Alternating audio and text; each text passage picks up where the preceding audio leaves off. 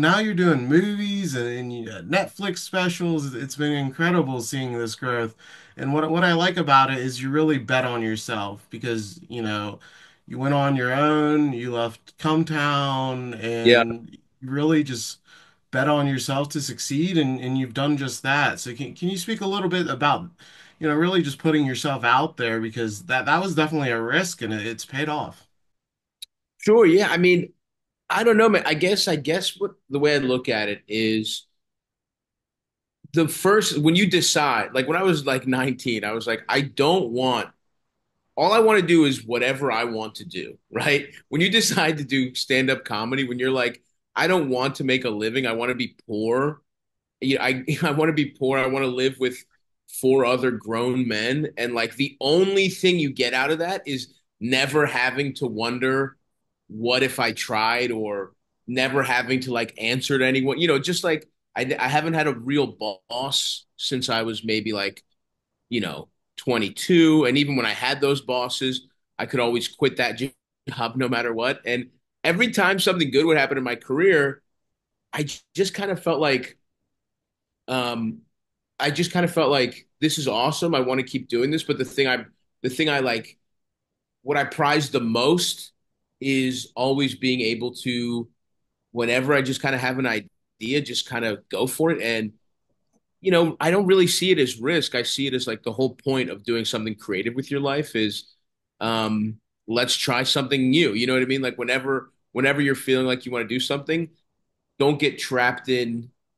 um, just complacency and then ultimately, yeah, bet on yourself because the way I looked at it was, I just want what I'm worth. If I'm shit, great, I'll fail. You know what I mean? But like, I don't want to like game the system. I just want what I think I'm capable of, and I always just kind of thought like, yeah, I think I can have specials.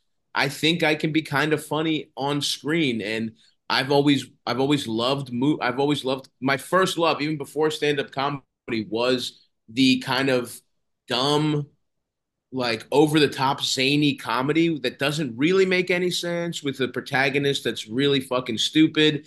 And like, I just felt like, what's the special? I got to be on a TV show, shout out to Shane and McKeever and Gerben for Tires.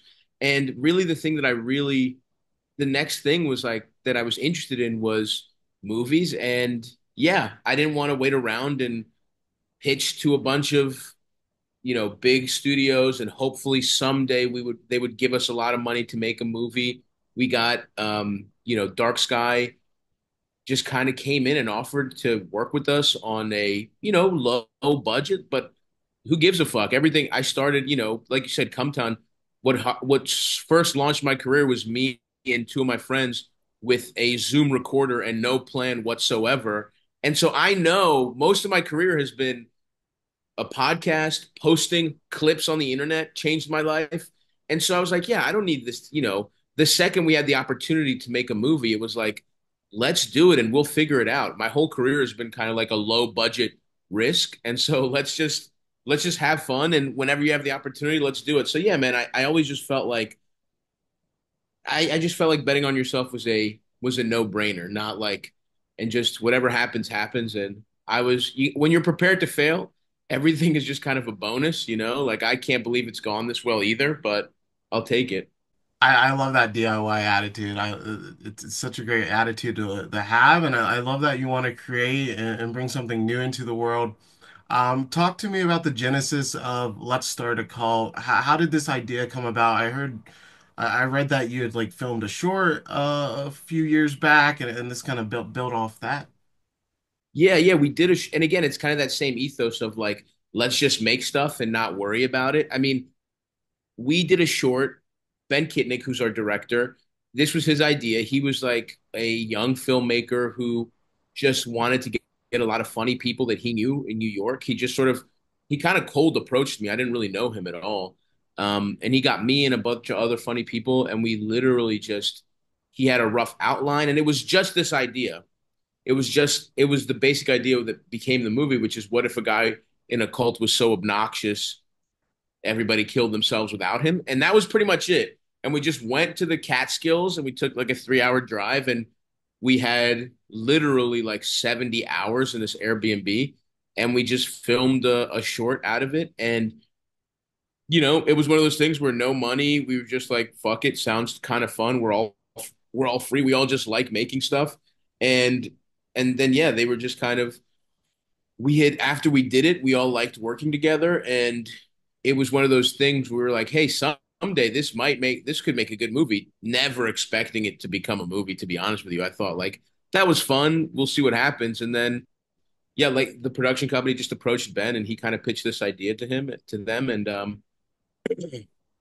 we just kind of we were just able to make a movie because of that. And I think they thought they were going to get like a one location cult movie where it wasn't going to be very difficult, but we were like, we got a chance to make a movie. We wanted to be kind of there's a lot of different like there's so many different locations. It's more of a travel movie, which is really hard to do on the budget, but it was again just so fun, and we just wanted to bring kind of like our vision to life. So yeah, it just started from taking a chance on a little short on a why not. I mean, why not really should be the attitude when you're being creative. It's like, what's the downside? So that's how it started. I love that. And you're also a co-writer on this project. How is it? Obviously you write a lot of jokes, you come up with characters on podcasts, and that's a lot of creativity. How is kind of channeling that into a film script and working on building a narrative rather than just characters? Yeah, I mean it was awesome. I mean, like I said, I'm such a fan of movies, but this was you're absolutely right, where this is not really my uh skill set, right? Like I just kind of know what I like in a movie, but that's what was so exciting to me because I've been doing stand up for, I mean, it's hilarious, but 16 years. You know what I mean? So, and it's like I think I'm good at it. It's not that I can't learn anything else from it, but I think now the challenge is my, just getting deeper with it, but like the most I ever felt engaged was like the first 4 years of stand up where I was like learning how to do it, where everything was new, everything was a learning experience. And that's what this was. It was like I just I just didn't know I didn't know what the fuck I was doing. I was lucky that my friends, I wrote it with Ben Kitnick and Wes Haney, who both, sorry, I got fucking people are texting me, sorry, but who they had some more like narrative experience, but not like they had really done, they had just kind of pitched stuff. And so I loved it. I actually, in a weird way, loved the writing process more.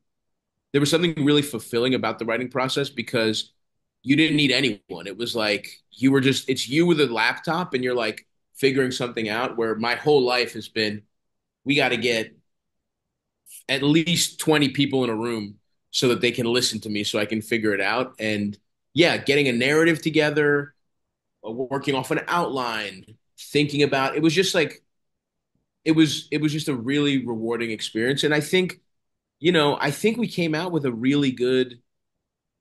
I think it makes sense as a movie, even though it's again, very stupid movie. You're not going to learn anything from this, but like it has the structure of a movie.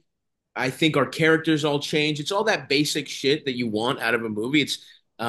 We wanted it to be a ton of jokes. Jokes were first and foremost, but we also wanted it to feel like something that had a very like clear beginning, middle, and end. And I feel really, I'm really happy with how it turned out. I saw it at the premiere for the first time since we edited it, and obviously there's stuff you want to change if you tweak stuff, but it really turned out great, and I'm really excited for people to see it.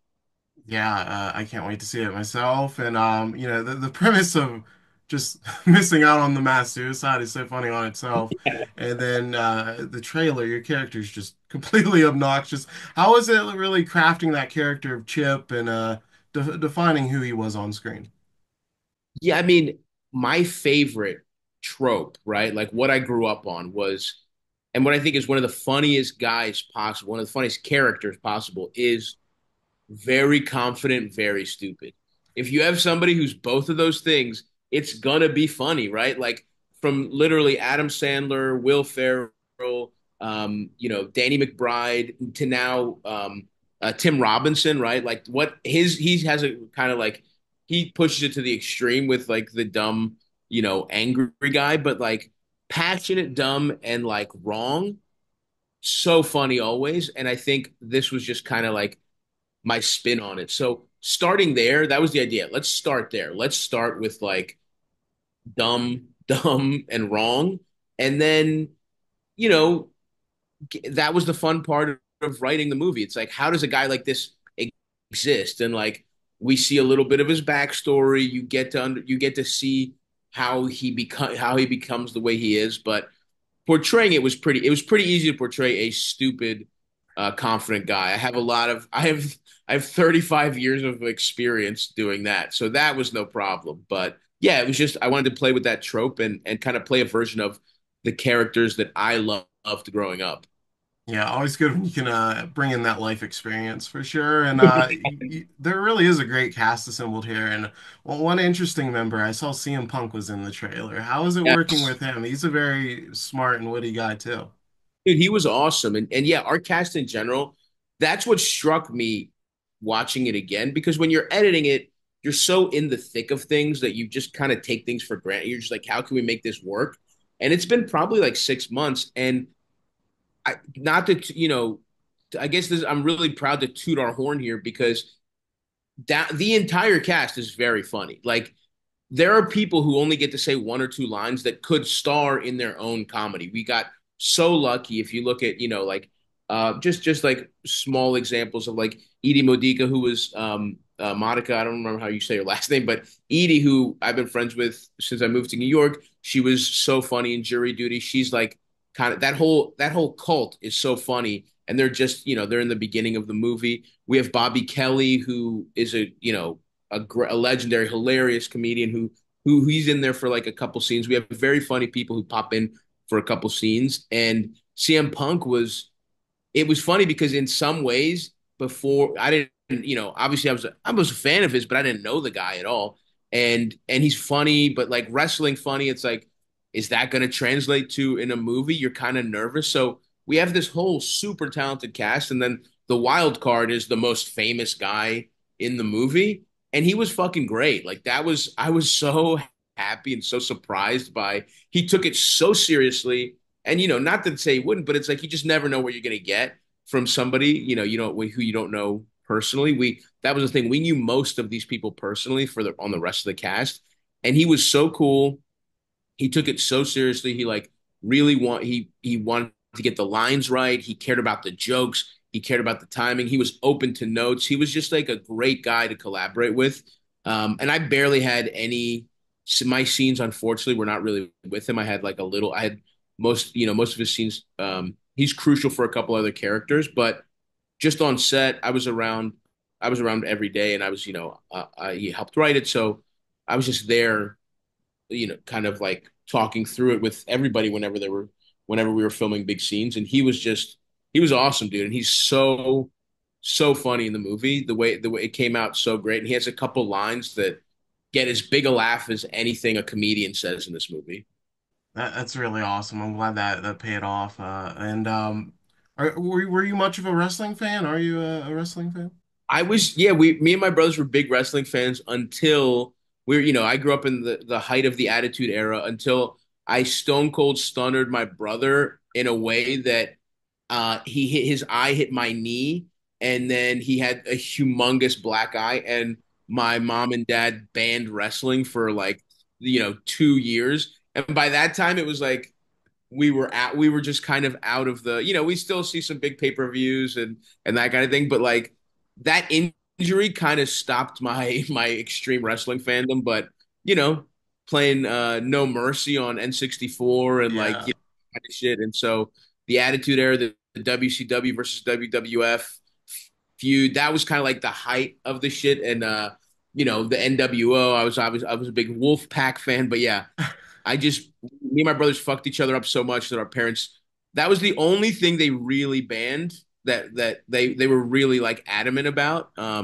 So yeah, I had some. I'm like a half, but I like to pop in. There's nothing more fun than out of context just throwing on an old Royal Rumble. and just getting stoned and being like, let's watch a fucking let's see what Rikishi's up to at this Royal Rumble. You know what I mean? I love that. And obviously you said you really enjoyed the writing side. Is this something you're looking to do more of, I assume? Yeah, I mean, like I said, I love these comedies. I love dumb, joke forward, like comedies that are get to show off really funny people. Like that's the other thing. It was cool being starring in a movie was obviously a dream, and it's so cool to have done. But these movies are great because you can get really funny people in for one or two scenes that really do something great for the movie. I mean, even our cast, like I said, we have funny people that pop in for a scene or two. Eric Rahill and Katie Fullen, who play, and Daniel Simonson, who kind of come in later in the movie. They're so funny in it. And yeah, I think this is something that they're not, the movie industry is in a weird place, and I'm no like industry scholar or anything like that. But just as a consumer, as a fan of movies, I have found myself kind of like detaching from new releases. And I feel like I certainly have superhero fatigue. And I'm not even somebody who's like expressly anti us. I'll go when I'm bored and watch a superhero movie and I'll have a great time and I'll never think about it again. You know what I mean? Like I'm never rewatching any of those movies, but I'm having a good time at the theater. But even that is starting to fade. I feel like we've seen that. And I love the John Wick franchise because I used to love classic action movies. And I think that's a big I think it's like clearly people like genre stuff. They like, we're seeing some action come back. We're seeing horror is obviously always like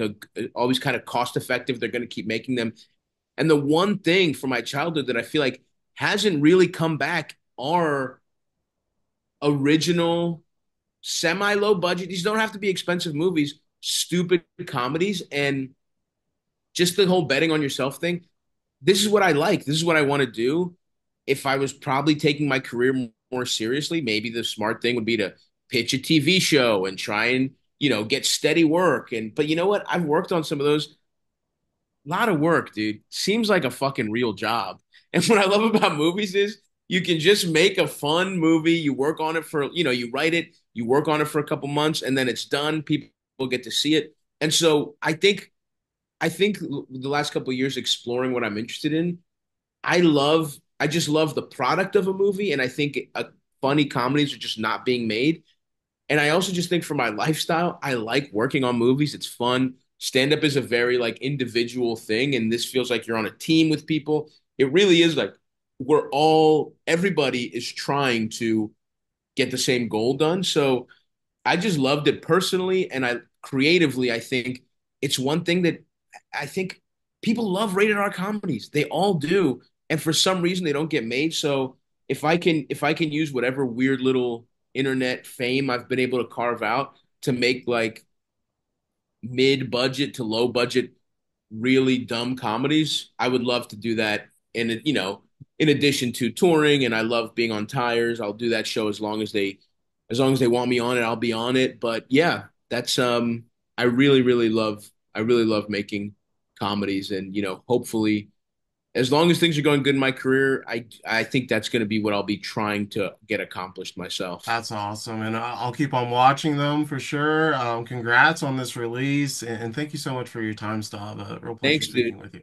Yeah, and Thanks, I guess it everybody. really depends on people seeing the movie. So everybody listening, reading, whatever, that impassioned speech means please buy a ticket. I'm begging you. My whole life depends on you seeing this movie. If you're in one of the 40 cities that we're in. So